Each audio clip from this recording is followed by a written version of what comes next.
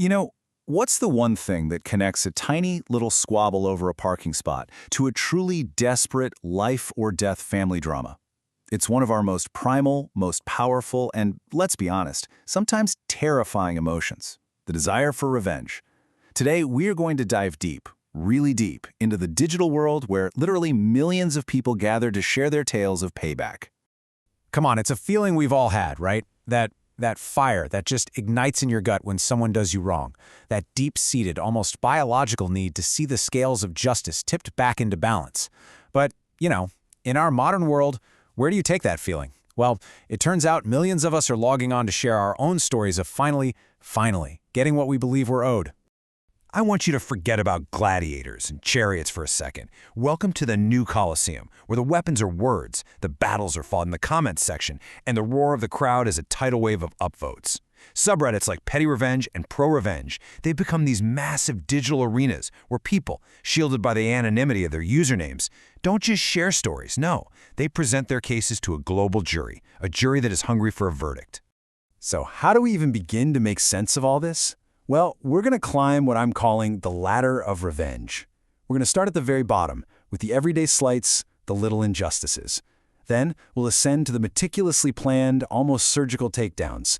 And finally, we will reach the very top, the nuclear option.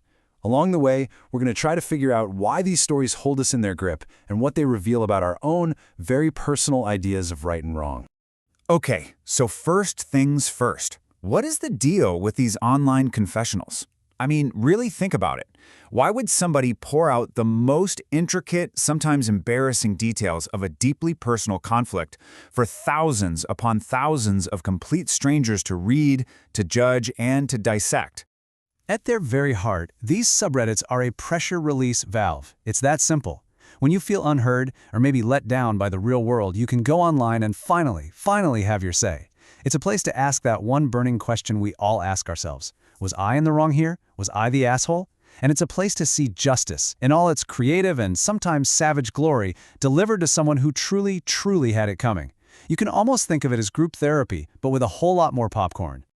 So let's start at the bottom of our ladder, petty revenge. This is the first rung. Here, the stakes are low, okay? The execution is often brilliantly, beautifully simple, but the satisfaction, that is completely off the charts. These are the stories that make you laugh out loud in your chair and think, I wish I'd thought of that. Okay, picture this. You have a young couple, both of them are lawyers, and they've finally scraped enough money together to buy their first home. It's the dream, right? They do everything by the book. They even get a professional survey done to know exactly where their property line is. They go over, they politely inform their new neighbors that they're planning to build a fence, all well within their own property line. The neighbors? They seem fine with it at first. They nod, they smile, but then something shifts. The vibe changes. They become hostile, demanding the fence not be built, even trespassing onto the couple's property to yell at them about it. The couple, being lawyers, they stand their ground. They don't just argue, they get the surveyors out a second time to mark the line with these huge bright orange flags, making it absolutely undeniably clear. So they build their beautiful new fence, all while the neighbor literally stands on his side of the line, just breathing down their necks, watching every post go in. Okay, now fast forward a full year. The fence is part of the landscape.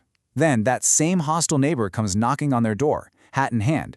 Turns out, they're planning this massive, incredibly expensive landscaping project in their backyard, and they need to bring heavy equipment through the couple's yard. This would mean temporarily removing an entire section of that very same fence they fought so hard against.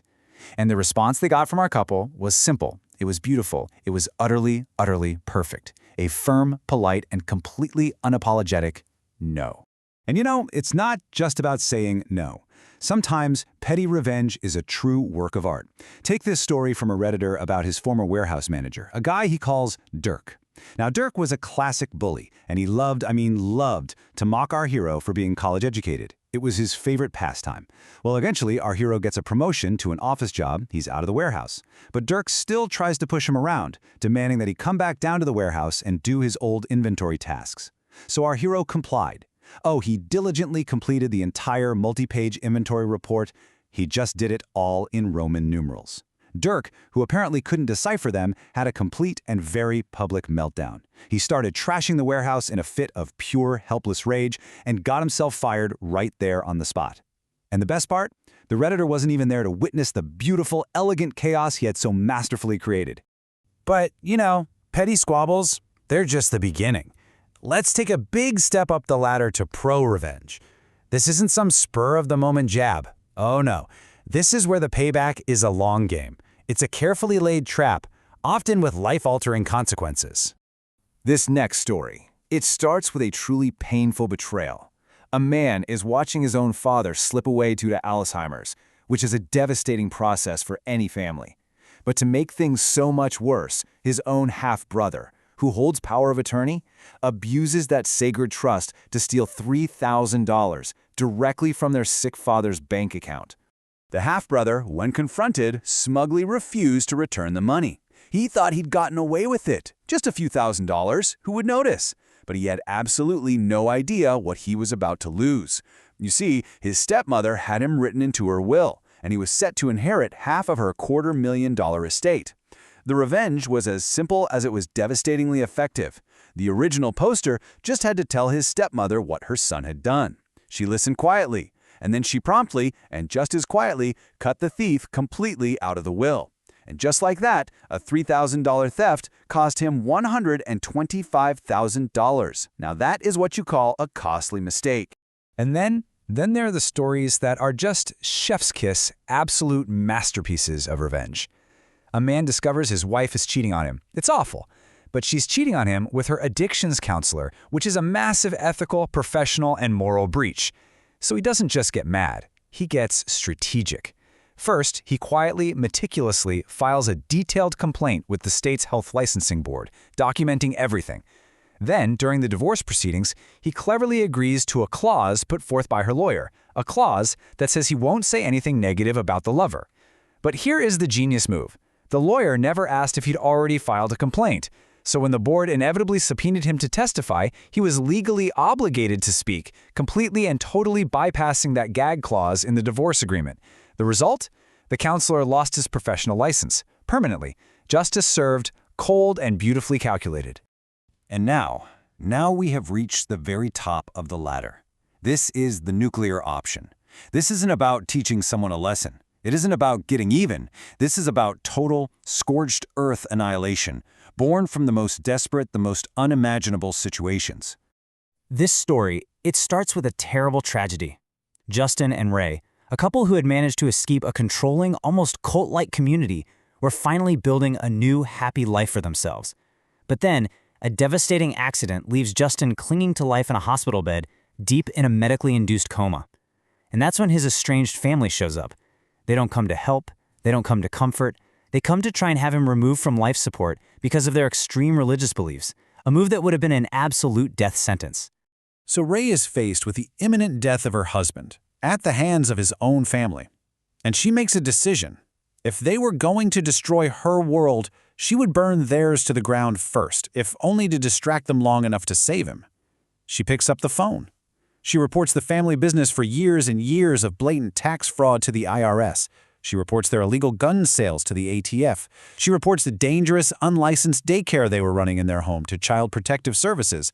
She reports every single dark secret she knows, weaponizing their own corruption against them in a last, desperate bid to save a life. Weeks later, with Justin, thankfully, miraculously, on the slow road to recovery, the consequences of Ray's actions hit them like a tidal wave. The family was being investigated from every conceivable angle, federal, state, local. Their lives and their criminal livelihoods were crumbling around them, and her response when she heard? No regrets. They would have killed Justin. And this is where the lines just get incredibly blurry. Was this revenge, or was it a desperate act of defense, the only option left on the table to save a life? So after this wild climb from a simple fence dispute all the way to the complete dismantling of a family's criminal enterprise, what have we learned? What is the final verdict from this massive digital courtroom? At our very core, as human beings, we crave fairness. And these stories, from the smallest, pettiest win to the most earth-shattering takedown, they give us a sense of order in what often feels like a chaotic world. They create a little universe where the bullies don't win, where the thieves get what's coming to them, and where the wicked are finally truly held accountable. It's a form of vicarious justice that, let's be honest, can be incredibly satisfying to witness. But these tales, they ultimately leave us with a really provocative question. From a clever prank with Roman numerals to a life-saving act of total destruction, each one of these stories tests our own moral compass. It forces us to confront that very, very blurry line between justice and vengeance. And it makes you wonder, where do you draw that line? What would it take for you to go nuclear?